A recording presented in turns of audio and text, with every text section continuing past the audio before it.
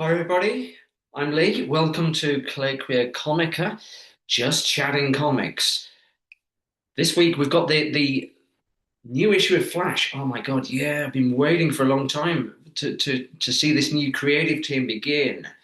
So let's just dive straight in to the latest issue, 831.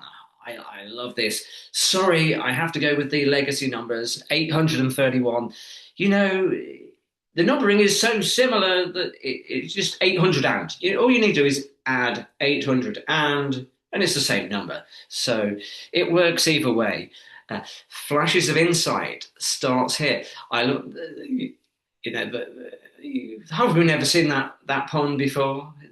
Uh, but I think this title may be referring to, oh yeah, maybe I should say in advance, the idea here is that we talk about, analyze in depth the issue. So, of course, it's going to be spoilers, right? So, never just watch me blabbering about the comic. Go and read it first. Go and read it first, and then together we can talk about it. That's the whole idea here. In depth, you know. I know the tendency with social media is like little bite-sized things. That's not what we're doing here. We're going really in depth with these things. If it's something you love, you're passionate about, you should be able to spend more than about 5 minutes, 5 seconds talking about it. So really getting into the nitty gritty of this stuff that we love. So yeah, first spoiler, of course, if anyone is still hanging around and not having read the book, flashes of insight. I'm assuming this is referring to like Wally seems to get some kind of power in the episode. I'm not sure if it's a power or whether he just kind of, I don't know, he perceives someone else is jumping off, was it a bridge, a building or something? But he perceives someone doing this somehow. Is that somebody imposing their powers on him? Is that an undisclosed villain? Id est Grodd, as far as I'm concerned, or is this like a lot of people coming out of KO have manifested powers, but they were the people in the tournament. Like Wally wasn't in the tournament; he was against the whole thing. So I would assume if it was like one of the Flashes manifesting post-tournament syndrome uh, power-ups, it would have been Jay. But I would assume we'll find out as we go, right? But my impression is that the Flashes of Insight refers to this apparent new power, although I think like one of the bad guys is kind of is manipulating him. We'll get into that as we go. But yeah, I love like now they're going back pure 90s style with this little icon in the corner. We're going back full on with not exactly classic Flash costume, but close enough. It has the 90s eyes, very expressive, despite just being blank. So, I was never a fan of the Batman nose, but Batman eyes, I'm absolutely down with. The bolts either side feel a lot less clunky, whether they have the police band or not. I don't think Wally has the contact with the police that maybe Barry had. But, they're not going back with the chrome look, which I'm fine with. They've gotten rid of the dodgy nose. I'm fine with that. The symbol, they're back with the three-pronged lightning bolt, which is great.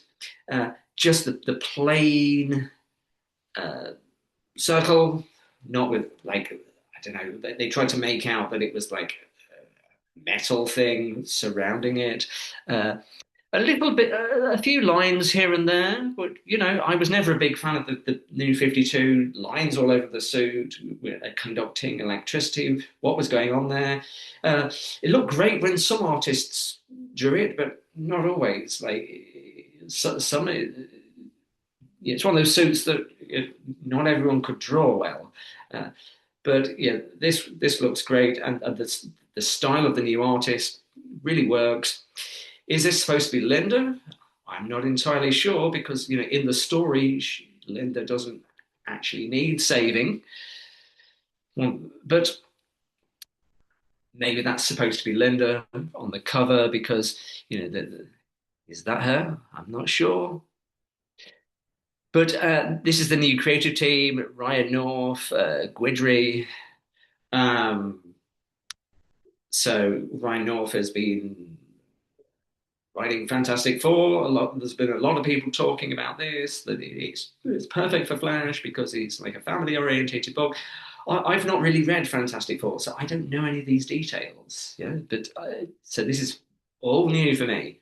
How this guy's going to write Flash, and it works fine by me so far.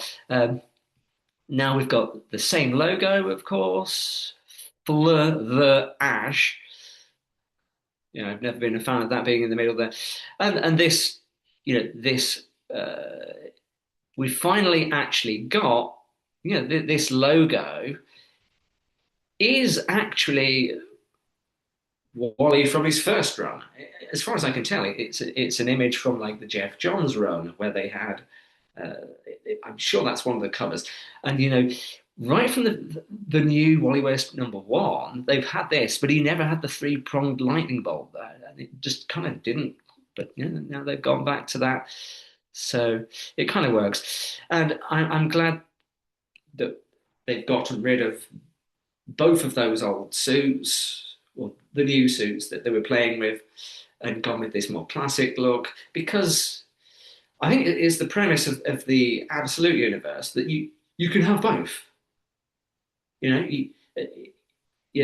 they've had like Flash in like a standard classic look, and then they decide to make the costume really innovative. Yeah, I'm fine with it being black and everything, but that's what they're doing in the absolute universe. He's basically wearing black with a little mini red jacket or something, which is great. But the absolute version doesn't stand out that much if the main universe is also kind of innovating in a similar way.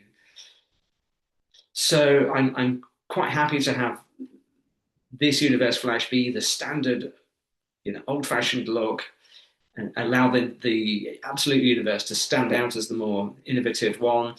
Pretty much the same with Superman, like this the old argument of pants or no pants. Well, now you can have both. You can have him with long hair and no pants in the absolute universe, and give him back his pants in the main universe. Although Superman is MIA currently. But anyway, let's get into the issue. So we're just going to skim through and a bit of a close reading here. So it starts off with the Wally West internal dialogue. You know who's talking. The lightning bolt. It's in red, and so it's right off the bat. They're introducing the family. Linda looks great. Like I don't know, like some artists just you just didn't. I didn't like the way they drew her, but she looks great, and it's starting off with the Wests at home and establishing the kids, Iris and Jay. Iris, of course, these are their twin kids, and although they have powers, they're normal kids, right? They love playing computer games, uh, but there's a nice throwback to the 1 Minute War here, where she has the speed powers and she just throws her brother around all the time. So her brother's like a cannonball that she can just throw around because I don't know, somehow the Speed Force, it's, I don't know, is it his speed metabolism makes him strong or something? His speed metabolism makes him generate his body somehow. I'm not sure entirely how that works, but the new art writer seems to be introducing it for potentially new readers here. He gets strong, okay? One's fast, one's strong. It's nice and clear. You don't need to worry about it.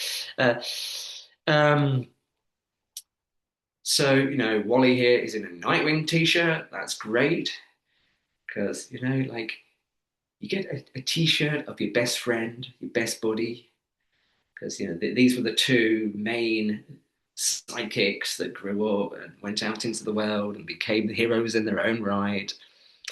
And so there's the two twins, but also the more recent kid that was introduced by uh, that guy Jeremy Adams. So the kid also has speed powers.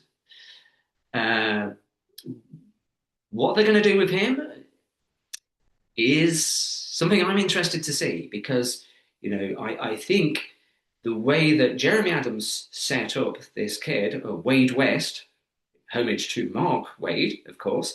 Uh, he's Jeremy Adams set up Wade West as like he showed up a bit older in the 1 Minute War, and you got the impression like he'd been abducted at some stage and had been put into the fractions, the battery machine, whatever, to power their, I don't know, Speed Force generator, whatever they chose to call it. So at some stage along the line, we know he's going to get abducted. I thought that was what was going to happen in the story arc after 1 Minute War, because he does get kidnapped by Granny Goodness, but of course Wally just went and saved him. Whether that was the original idea, I don't know. I get the impression like that originally he was meant to have been kidnapped, and then that would have led into the 1 Minute War thing.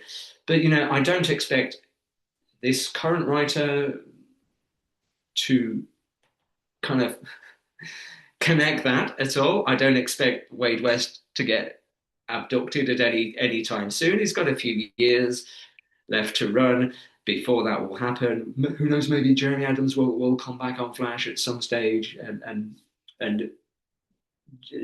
join and complete that plot line. Of course, Spurrier, love him, I loathe him, did develop Wade West into that. What do they call it? Inspector Pilgrim, which his time travel powers are that he can travel in time anywhere along his own lifespan. So, from the day he's born until the day he dies, he can go back and forth in time along any of that time. So it'll be interesting to see how far Ryan North is going to continue with that, or in fact just kind of ignore it, because it seems that Spurrier ignored what Adams kind of meant to have. I don't want the Fraction to become like one of those classic Wally West villains or collective of villains that are just used once and forgotten. Wally has got there's so many villains that have been used once or maybe just twice and hardly ever used. He's got Barry's villains are so iconic, but they're so overused, and Wally's bad guys are so underused.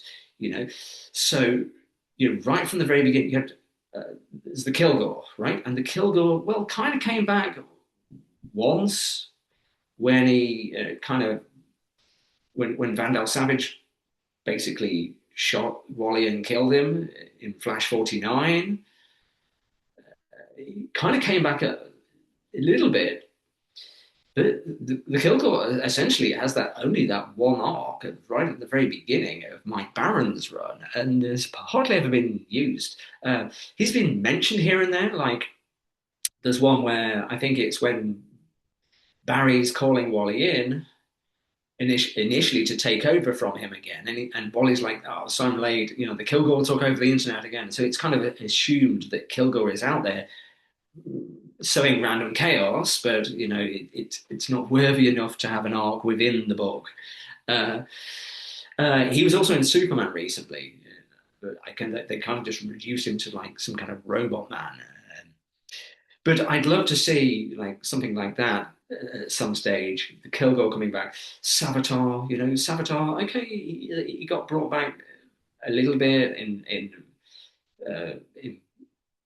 the Barry Allen Flash Rebirth. Basically, just finally escaped the Speed Force just to be killed off, and then of course Jeremy Adams used Savitar just to blame him for what happened. Blame Savitar for what happened in Heroes in Crisis, which again is fine. But again, even that story, like it's like I don't know, 6 issue story, and Savitar only just appears right at the end in order to be swiftly dealt with again. But you know, hardly ever featured. Yeah, and there are others, but I'd really love to see Blue, Cobalt Blue again. But you know, he was essentially a Barry bad guy in the time when Barry wasn't there. So I'd like Cobalt Blue to come back, maybe to instigate Barry's return somewhere along the line. But you know, those are my hopes that they'll actually, yeah, invent totally new villains. But you know, at least use some of these. Uh, I don't know if you can consider them classics if they've only ever been used once, but they're iconic. They're iconic villains just for Wally. Yeah, so they're establishing him at home, you know, before you go off on an adventure. The way he draws Wally, you know, I mean, it's not perfect. You could, but you see, he's kind of developing his style still, you know. Yeah, but it looks close enough to the you know the way I like Wally to be drawn. You know, he doesn't have. I'm not sure if his chin is really big or not. Like where Mike Wieringo drew his chin just way too square and big. But the art it's kind of standard, clear, and this is the first time you get to see him use his speed power. You know, so he's going off to defrost the dinner because he did he forget? It was just yeah, he's the Flash. He can do it in seconds. He doesn't need to do it in advance. So he goes out, gets the dinner cooking. Again, nice to see how his use of powers doesn't always work out. So you see here, it's Wally West in. The speed was power and the speed was joy. Not the Flash in, it's Wally West in. So I like how they're just focusing on being Wally as such. And of course, you know, it doesn't go to plan. It's half still frozen, half totally burnt. If anyone's tried to defrost food without a microwave, like me, you know that how this goes. So you know, starting off with some establishing the characters in a way that hopefully people can relate to, burning a microwave dinner. They're establishing that Wally is not an absolute genius, you know. So he's had his ups and downs, but that's the kind of way they're going for. And I like what they're showing him here because although he technically has a secret identity now, like you know, at the beginning of Mike Barron's run, he was just like, yeah, he's just Wally West is a Flash, and it is no pretense to keep a secret identity, but after the apparent tragedy with the kids, like Zoom, her Linda, so she lost, well, apparently lost the kids, but time travel shenanigans. They'd been like time traveled into her future womb or something. So eventually she had the kids. But because of that apparent tragedy with Zoom, he actually got Hal Jordan, who was the Spectre at the time, to retcon his super his secret identity. So apparently he has a secret identity, but like he's still going out running without his Flash costume. So I find this interesting. Like he's apparently got these shades, but there's no pretense that I'm going out for a run, and he just goes running like other neighbors watching. For sure, these neighbors must know. He just goes off speeding down the street. So it seems like being rather blasé about his identity, his secret identity. Uh, I mean, I always liked the idea of Wally just being a public hero. Ralph Dibny was the first, I think, of the elongated man not to bother with a secret identity. But I think pretty much with the family, he's learned his lesson, but apparently not. Yeah, maybe he's just maybe.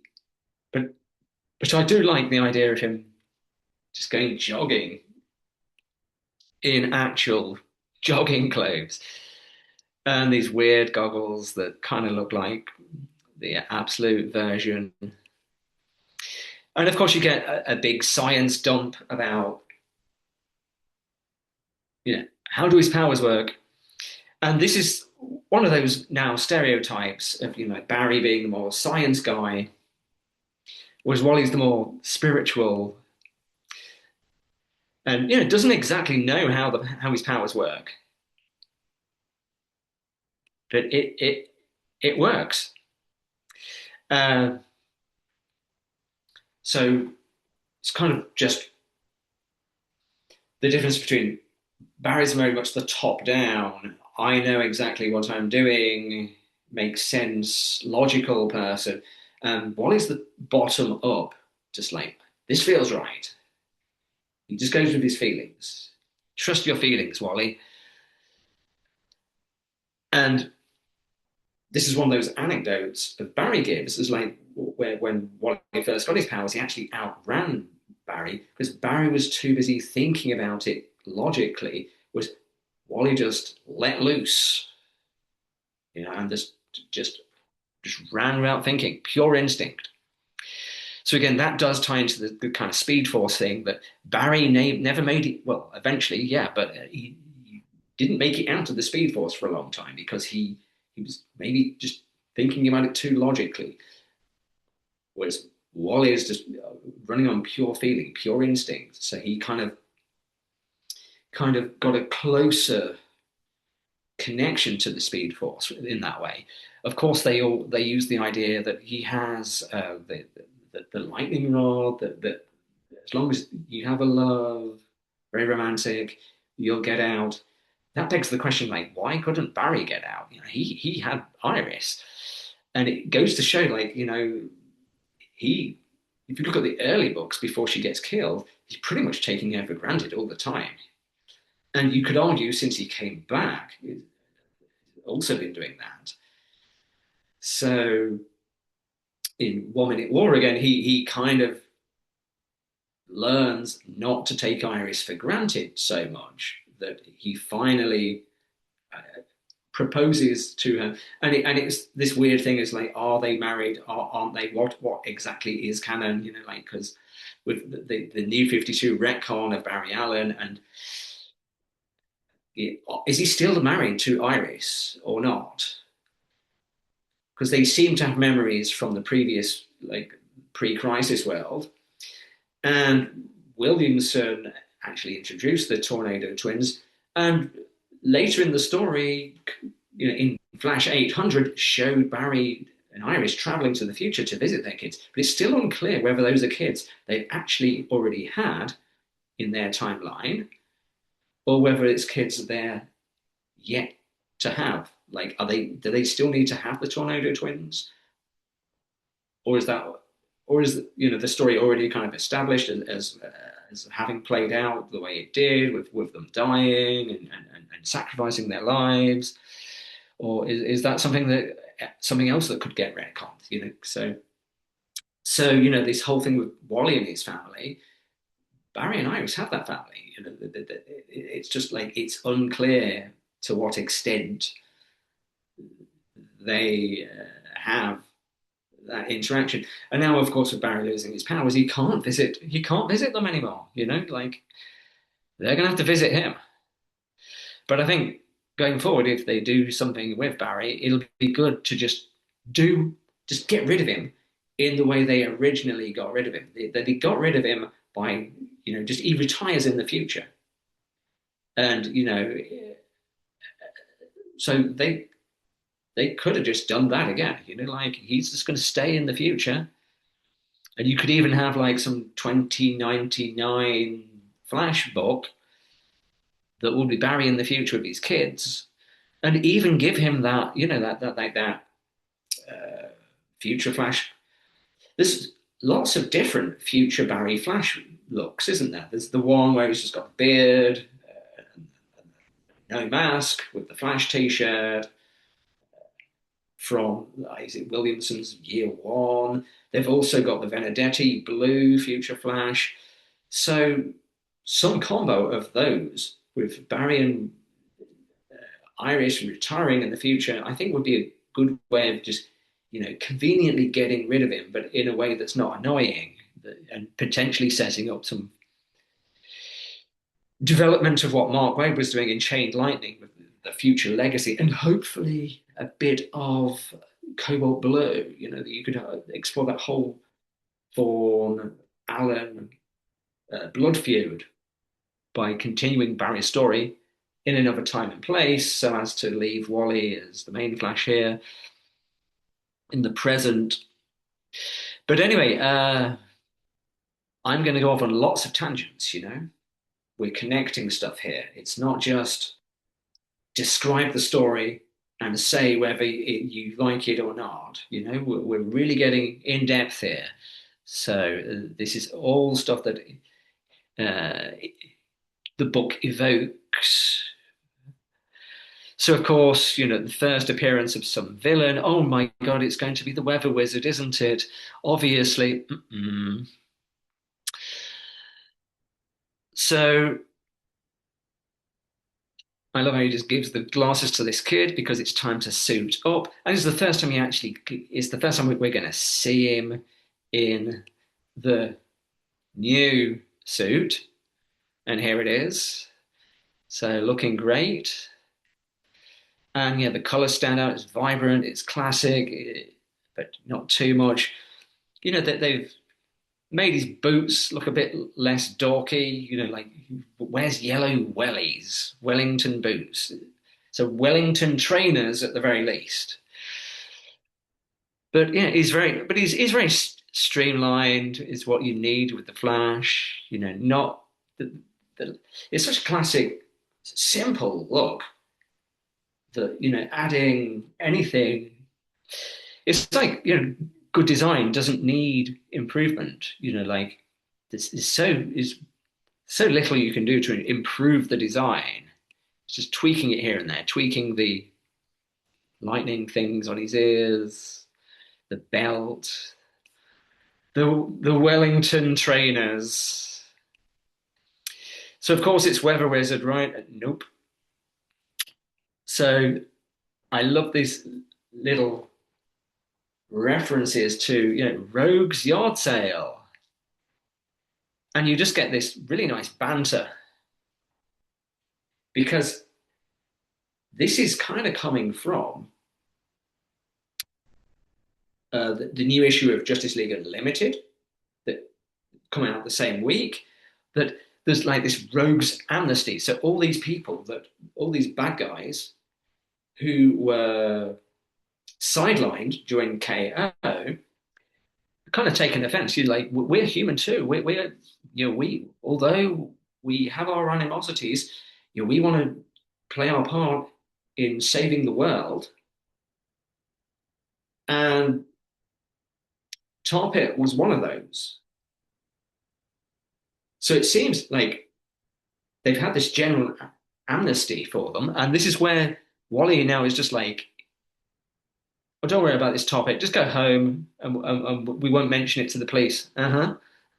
So he just kind of mentions it like this, just and Tarpit just comes across as this total juvenile, like unthreatening. But of course, you get this impression that Wally's character has been retconned a bit because essentially in some way he is some kind of time remnant. When he came out of the Speed Force eventually in Flash Rebirth, not the original Rebirth, but the post New 52 Rebirth, where he returned after the New 52, you get the impression he's some kind of time remnant. That he's got kind of some memories of his life with Linda, but he's still younger somehow. So he's this weird composite version. So you get the impression he's not exactly the fully experienced Flash that he had become when Barry first returned. You get the impression he's not quite that Flash yet. Because he's like, yeah, Tarpit explains, like, why don't you do this typical thing that Flashes always do? Like, in every single time there's a tornado, you're going to run fast in the opposite direction of its rotation, thereby interrupting its Coriolis force and dissipating it. Yeah, sure, obviously. So it's unclear whether he just didn't know the technical jargon, as neither did I. Well, yeah, I know to run around it the opposite way, but like, yeah, the Tarpet seems to know this technical jargon about it, whereas Wally doesn't. So you get the impression he doesn't have that scientific background the same as Barry does, and it's yet to be seen whether he still has the job working with Mr. Terrific at Terrific Corp or whatever they call it. But he's actually advising scientists. He's an engineer because an engineer with no qualifications, but just the most amazing experience ever. So it gets back into this thing of expertise. He didn't go to university to learn all this stuff. He was out in the world learning it as a superhero since he was literally 8 years old. But now he's got a secret identity. He can't exactly put that on his CV, can he? But of course, Mr. Terrific knows who he is. So, I mean, they played with this when Barry came back at first. Like, Barry was going to be in Barry was in the CSI. Yeah, he just got his job back after like who knows how long. But Wally was like the grease monkey working in the police garage. I think that's what had been doing since Flash 200. Wally West 200, right? So the idea is that he loves to fiddle with cars. That does that qualify him to work with like scientists on like hadron colliders and stuff? But his experience does, and it's why that in the Adams run is really these scientists like why is this kid here? Like, what? This guy doesn't know anything, but he has great intuitions. And again, getting back to the title of this issue, great intuition is just basically internalized vast experience. Like he seems like I mean, how young have they retconned him? But he seems like about a 20-year-old again. I mean, who knows? Like the original Wally West Flash #1, he just turned 20, so that was the end of his teens. He's no longer a teenager. That's the premise of the Mike Baron original Wally West run. By issue 22, he's 21, so that's just 1 year his age because he has a birthday party with Fidel Castro in Cuba. And at Zero Hour, they call him a 22-year-old. So you can tell that like all that run has been in 2 years' time. So post Zero Hour until now, however long that is. But I just get the impression because when he came back out of the Speed Force in Flash Rebirth post New 52, he was in his Kid Flash costume again. So I get the impression he's like some kind of retconned younger version of Wally, although he still has the kids. But it's comics, so you don't have it doesn't have to match up. But I'm just trying to get an idea of why he still seems kind of naive and apparently not knowing stuff, but just pure flashes of intuition, flashes of insight based on this. He has, I think from having sat in Metron's chair, he has access to his memories of all the timelines. So even if he's a time remnant, I love this idea of the time remnant. They've never actually had it in the comics, but it's from this TV series. I'm going to run with it. He's a time remnant, but he's a time remnant with all the memories. Yeah. So it's how he's different to the. Basically, at this stage, they're all time remnants. Impulse became Kid Flash. Kid Flash became Flash. That Flash got killed, and then a time remnant when he was still Kid Flash, but he also got trapped in the Speed Force again. And then eventually another time remnant came out. So he's been de-aged. I mean, they say this in the comics. Bart, you've been de-aged so many times now. But I just like the idea of time remnant, that it's just a time remnant of him that was trapped in the Speed Force. And it's great because you can bring back literally anyone you want. But at this stage, I think literally they're all time remnants, apart from maybe Barry, because Barry, coming back after coming back in Final Crisis, it's literally just his physical self reconstituting itself in the outside of the Speed Force, and this sets off a domino effect of events that led to Flashpoint and New 52, where he's basically the only Flash. So they're all the rest of them are all time remnants. But again, it doesn't matter. It's all great. So of course he takes this down and he's like just chatting to him. Hey, just I'm giving you the benefit of the doubt because of what's going on in Justice League Unlimited. They get this amnesty, right? So I'm not sure how far that amnesty is going to extend to the rest of the rogues. I know that Captain Cold is coming along in the next few issues. So and Grodd is going to appear at some stage. So to what extent does this amnesty extend to them? I'm not sure. But it's going to be interesting, because the Flash's villains have always been reforming, and Jeff Johns wanted to go back to Barry's Rogue Gallery as the bad guys, and he did a good job of fleshing out those characters, of giving them good, clear psychological motivations rather than just we want the revenge on the Flash all the time. But even so, that they work very well when they're ambiguous. Like, so it's no big deal uh, when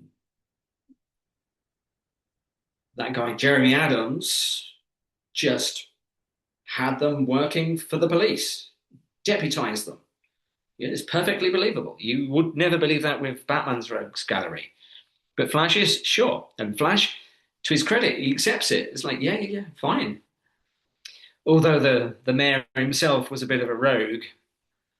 But again, it's not clear to what extent those characters are going to reappear. But anyway, we get into the main part of the story with, someone jumping off the roof. And, now I really like how, I'm assuming the artist's style is going to develop, but it's already very clearly defined, I think. He does have a clearly defined style. And Flash artists have been all over the shop in recent years, very inconsistent. But I just hope this artist can be consistent. You know, so now we've got the classic costume look, but I am quite happy with this artist. And the way he portrays the speed isn't that great here, but yeah, benefit of the doubt, the artist is developing his style. You know, Ringo's style wasn't established at the beginning. It developed significantly from Flash 80 up until maybe his last issue was Zero. So, I really didn't like Ringo when he started, Mike Wieringo. The irony is I really started to appreciate his style at the end when he left, and then he was just doing covers on Terminal Velocity. But yeah, I really do like this artist. So you get the typical shot of Central City, is it now? Like so they had him relocate across the river to Central City instead of Keystone, but like he can be the Flash of both cities, Flash of two cities. Why not? But they've got them now living in Central City because the initial premise was that Barry was going off multiverse hopping while Wally was looking out for him. But again, I like how the writer is just like, don't worry about it. Like, do we have to explain all of this? Uh, yeah, he can run up buildings. He can defy gravity. And it's to what extent can we get into the phenomenology of his subjective, direct experience of this? Like from his perspective, is it just like he's going so fast that there is no gravity, but he still appears to be running? Yeah. So for example, in the X-Men movies, like they have Quicksilver he's just kind of strolling along and everything's frozen. He's just going so fast, but he's actually walking super fast. He's not actually running. So it's like if Quicksilver actually ran, would he be even faster? Like he's in that kind of flash time mode where he just is casually strolling around. But he's I like those episodes where they explore the phenomenology of it, the direct subjective experience of speed. So mind your step. Yeah, snarky comment here. Rooftops will sneak up on you. It's like, why do people just fall off rooftops all the time? Or what the hell are they doing up there in the first place? And it seems quite innocent. And to what extent this is actually a reference to Grodd coming along? Like, so is this some reference to Grodd being responsible for this social media thing? Like, Grodd is controlling their minds through social media. The same way, like social media brainwashes us into doing really ridiculously stupid things. Is Grodd going with the flow? Is he moving with the times? Has Grodd learned to use human technology? In Gorilla City, they're supposed to have such advanced technology, but they never had the internet or social media until humans did. Or maybe Gorilla City, they never needed. It's like shamans say, like, yeah, I usually use telepathy, but I got corrupted by human technology. Humans or other humans who are not shamans have to depend on technology, but a shaman got lazy by depending on human technology and then lost their shamanic powers to mind read or astral travel or whatever.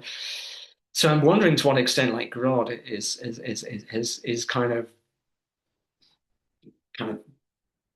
losing his powers because he's depending on social media, or in fact he's using social media to augment his influence on people. Because are these people? Is the social commentary here so that people are just so ridiculously stupid that they literally will just do anything just for money, like or 5 minutes of fame?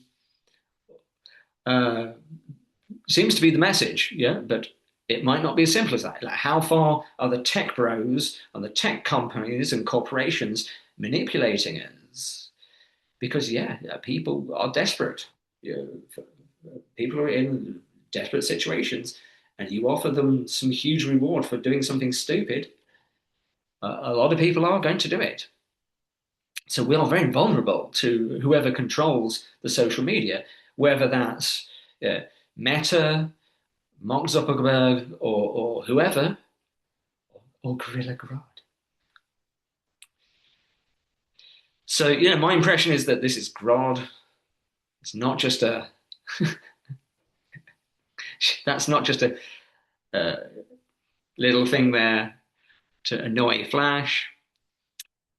I think somehow Grodd is using the tech, or maybe it's Kilgore. Technology, come on. It's perfect for Kilgore, right? So I doubt that'll happen, but you can only wish. So anyway, I love the way, yeah, he's got the eyes expression, really expressive. The black really helps the eyes to stand out. This is great. Like Spider-Man eyes, you like that's just part of the costume. Does that entire giant spider eye wink or something? But the heavy black lined eyebrow is a nice touch that I don't think I've seen that in particular. So of course, skipping on to the next day, Dad being totally cringe, as he's kind of taking after Barry in that sense.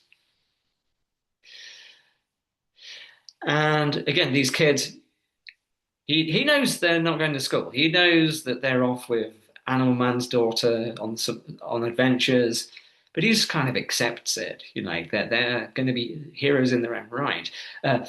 He knows that his daughter, who Jeremy Adams codenamed as Thunderheart, she's now developed her own hero persona. Serge is the boy. It's still unclear what's going to go down with him. And if we go right back to Mark Waid's original life story of the Flash, excuse me, if we go right back to um, Mark Waid's life story of the Flash, so this was the book that Iris West wrote with future knowledge about Barry, and there are little hints right through it, some of which have been fulfilled and others haven't. So right at the beginning, literally the first line is Barry Allen, one of twins. Like right there, where you're going to miss that right at the beginning. The first line reference to Cobalt Blue, which of course has been fulfilled, but later on, there's the section on the carrying of the torch, and there's some cryptic reference to like uh like one of Wally's kids is going to be a triumph and the other is going to be a tragedy or something. So I will help him through difficult times, I think she says. She's going to help him through the difficult times. A tumultuous marriage, I'm not sure what that's a reference to. But yeah, here it is. So I will stand at Wally's side and help him as best I can through an unexpected tumultuous marriage, through the marvel of his daughter and through the tragedy of his son. So, a tumultuous marriage, that could be reference to the the stuff that went down with Linda, like they were going to get married, but she got killed, and then she got brought back, and then they got married, but then she was abducted by Abracadabra, and then all sorts of stuff. But I think, like, when Mark Wade did in fact come back um, in the 230s, excuse me one moment, when Mark Wade came back, and yeah, Johns was the one that, you know, uh, gave Wally these kids, right? But again, it was Mark Wade that fleshed them out. They went off into the future for a year. The typical excuse, they disappear so that you can bring them back a little bit more developed. But it's really annoying. What do you do with a baby just hanging around for years and years until it can do something? They've managed to do something with Wade West, at least that makes that believable. Uh, but Mark Wade was the one that initially fleshed out these kids. So I get the impression that because in in this Wild West's run, there is this idea that Jay just doesn't have the ethics. He's like, yeah, why don't we just steal stuff? He just casually mentions, it's, oh, I'm only joking. And Wally's like, excuse me? So you get the impression that Mark Wade was sowing the seeds of this apparent tragedy of his son. Like maybe his son is going to go wrong. And Jeremy Adams kind of developed this a bit by like, yeah, I don't want to be a hero. No, I think it was Spurrier. Spurrier was kind of establishing like, I don't want to be a hero. Why should I have to follow this legacy? And Wally was like, yeah, it doesn't matter. I'll love you, whatever. But what if not being a hero in actual fact meant turning to the dark side? And so, it's there. It's like an X-Men plot line that is left dangling for like years and years and years. But, hopefully that's something that they may play with. Um, I thought that when Adams introduced Wade West, the new little boy, this reference to the tragedy of his son was a way of sidelining what was assumed to be the twin. And no, it's this other son. This other son gets abducted by the fraction and spends half his life as a battery in their Speed Force generator. But I don't think that's what's going to happen. This is just my ideas. This is what we're doing here, exploring things in depth. Yeah. So again, this weird thing of you just assume he sees this in the newspaper. Like who reads newspapers these days? But you get the impression there's people all over the city doing this, and is he fast enough to catch everybody? Is he like so? One person he just happened to see, another he gets this flash of insight, and this other one it just happens to be in the newspaper. So people are putting themselves in danger for money, and he's so lucky that he comes up. So he's trying to put his foot down here, like, no, no, no, I'm not going along with this. But like, yeah, what choice do you have? Do you have the choice of just not refusing to save people? Are you going to bluff that? So this is where we get the ad to whoever uploads the best footage. So you get the impression that lots of people doing this, trying to win this competition. So, it's going to get worse. So this is something that, Flash can't really do much about. Yeah, he just, but again, it's whoever is responsible for this, whether it's Kilgore or Grodd or Vandal Savage, they're manipulating Flash's goodwill. Like he always wants to, and villains will always put somebody in danger in order to distract him or get away or something. But it seems now it's actually premeditated strategy that social media allows villains. So this is this is very good what the writer is doing because he's updating villains. Why would villains these days go robbing banks? It's high risk and low payoff. Banks don't even have cash anymore. Like it's it's far safer to be a hacker. Like all these rogues today would be hackers if what they wanted to do was rob banks. Yeah, there's the thing with the Flash that it's like, yeah, they're not actually in it for the money. That the bank robbery is just an excuse to play this stupid game with the Flash. But of course, John's retconned them to be more sophisticated than that. But yeah, this is actually what villains would be like in the real world. They would, if they really wanted to mess with the Flash, run him ragged. This is what they would do because because we all know how easy it is to manipulate people politically on the social media or religiously. We can is why our critical thinking skills are more important than ever in the modern world because we are open to all sorts of psychological manipulation, but also manipulation of the fact that people are desperate. These people, whether they've actually been brainwashed by someone like Grodd, or whether it is a purely technological manipulation of people's uh, insecurity, financial insecurity, remains to be seen. So, but again, it's built on this idea that Flash has such a great reputation that he never lets anyone get hurt. And Wally West went through this arc back in Wade's original run.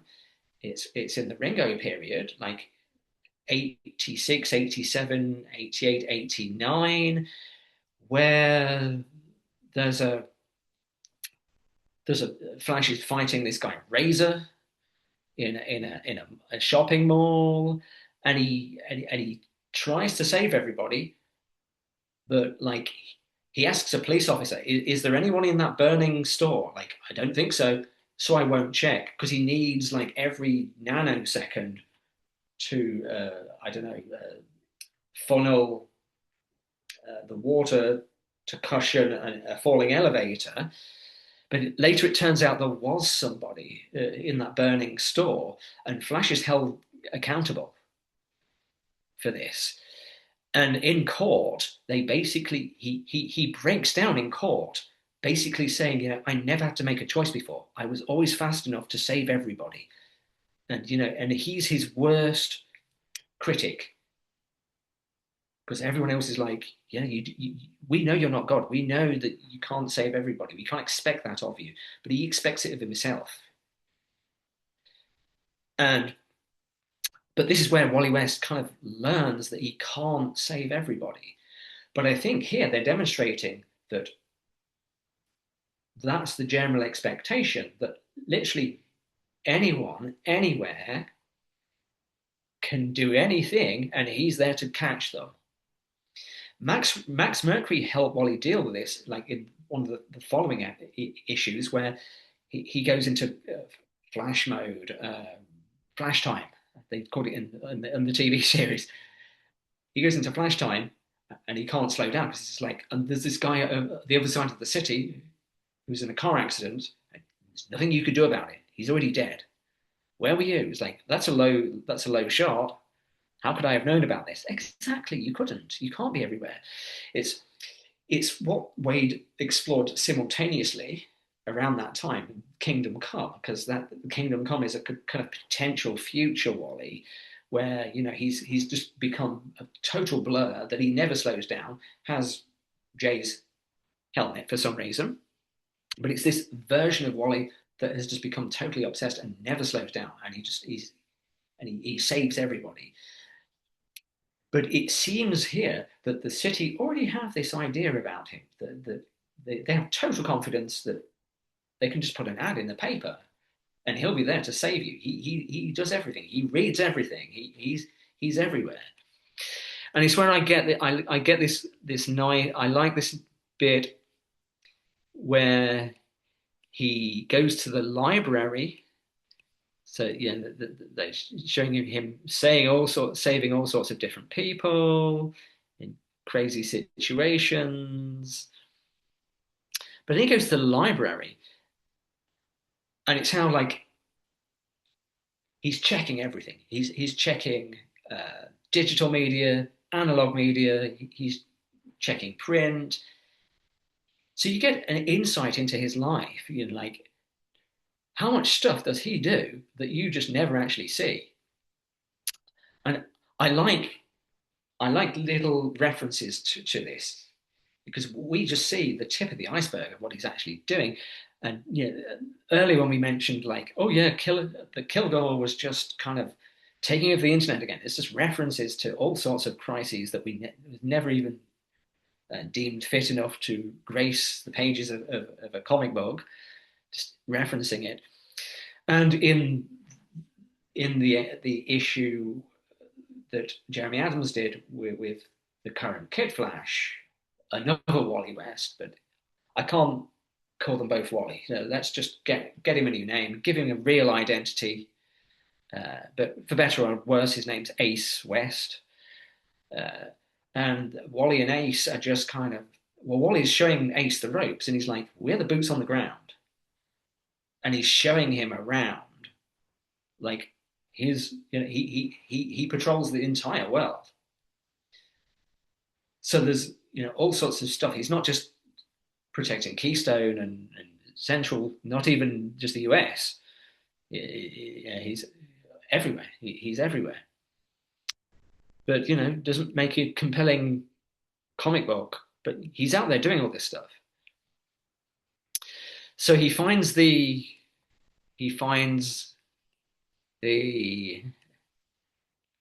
person named Robbie Eves. I don't know if that rings a bell. Is that a reference somehow?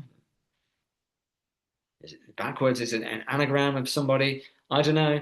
But it seems to be just like a normal kid. And he says, like, I'm not breaking the law, like, I'm not sure about that. Like, putting people's lives in danger. Like, as soon as someone actually dies of this, like, for sure, there's some law that he'll be held accountable. I'm not sure they'll be able to try Flash for this. Uh, but we could see it, like to what extent are companies who are manipulating the desperate responsible for accidents? Like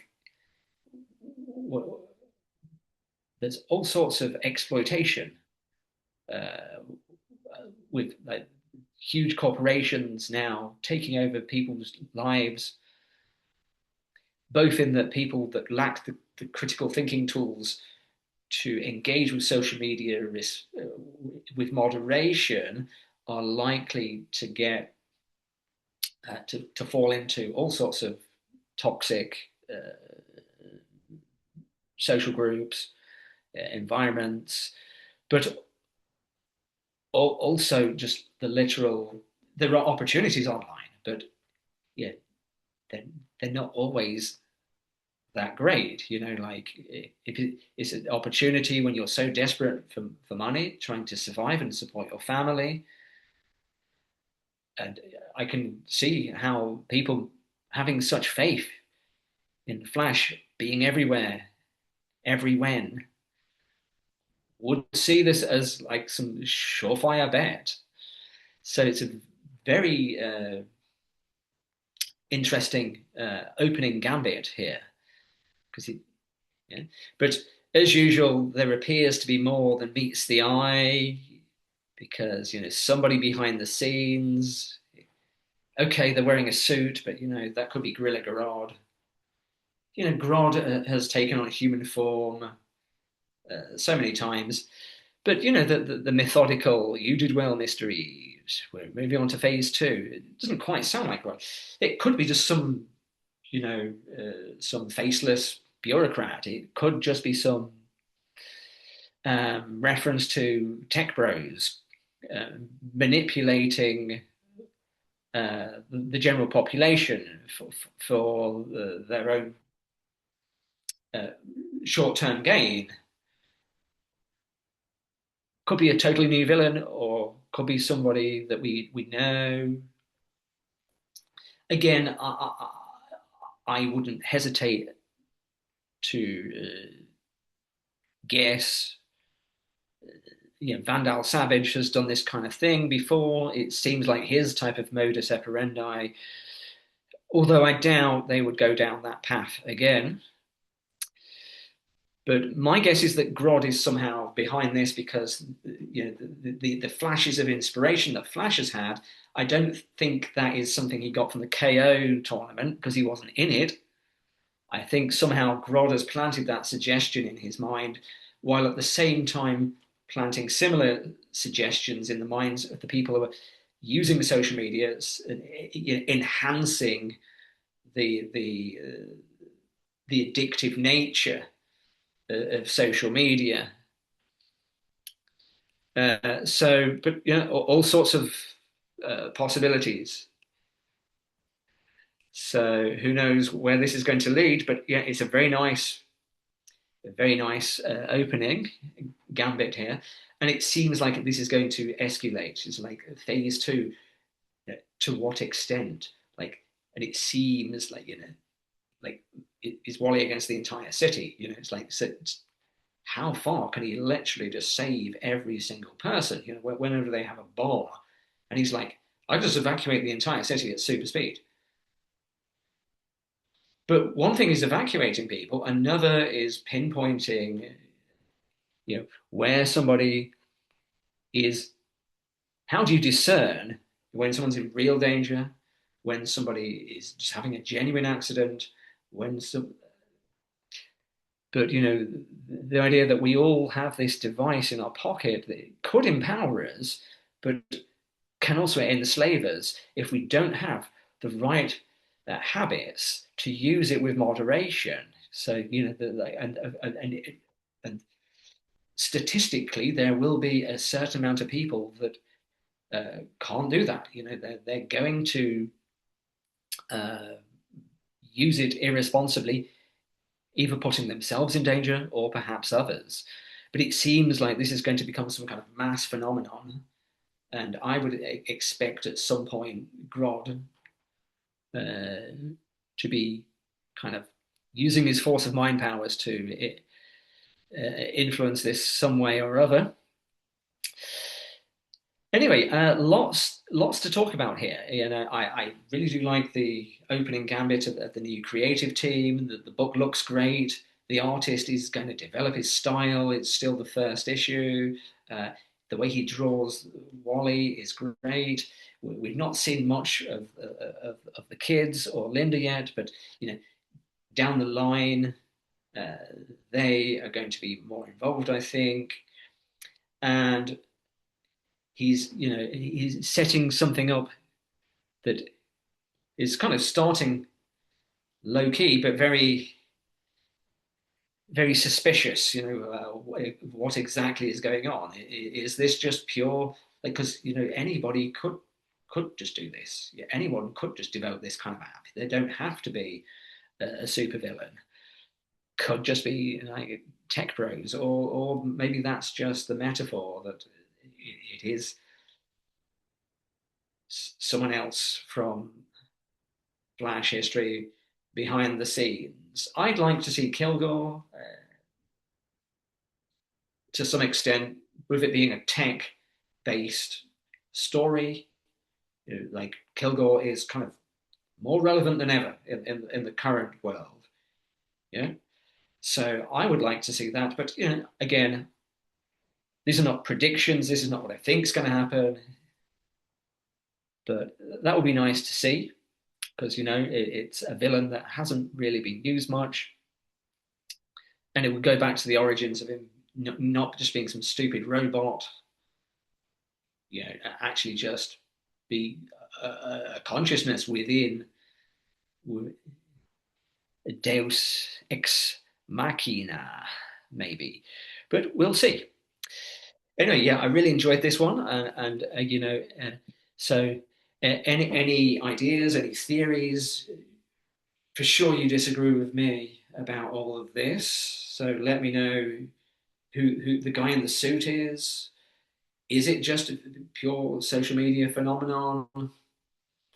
Is it is it easy to hold these people accountable by law? Like because corporations seem to evade the law to a worrying extent.